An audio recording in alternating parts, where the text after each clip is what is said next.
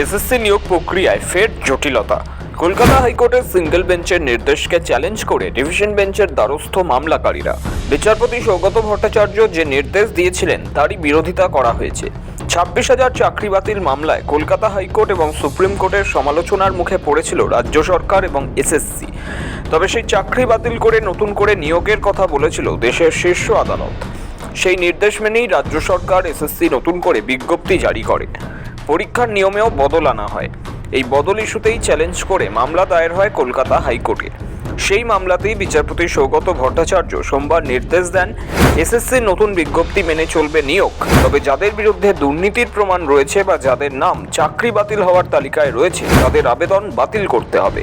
অর্থাৎ সুপ্রিম কোর্টের নির্দেশ মেনেই নিয়োগ প্রক্রিয়া সম্পন্ন করতে হবে। সোমবারের সেই নির্দেশের পরই মঙ্গলবার ডিভিশন বেঞ্চের দ্বারস্থ হন মামলাকারীরা। অতিরিক্ত 10 নম্বর বিন্যাস থেকে শুরু করে আরও একাধিক বিষয়ের আর্জি যা বিচারপতি সৌগত ভট্টাচার্য খারিজ করে দেন তার বিরোধিতা করা হয়েছে।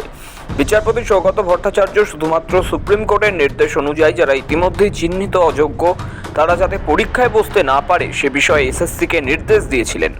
কিন্তু আরও একাধিক বিষয় রয়েছে যা স্কুল সার্ভিস কমিশন তাদের বিজ্ঞপ্তিতে জানিয়েছে। সেগুলি মূলত চ্যালেঞ্জ করেছে মামলাকারীরা।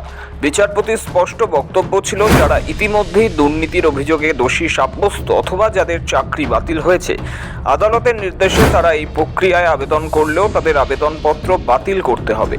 এই প্রসঙ্গে আদালত জানায়, দাগী অযোগ্যদের কোনোভাবেই ফের সুযোগ দেওয়া যায় না। এই নতুন বিজ্ঞপ্তিতে কি রয়েছে?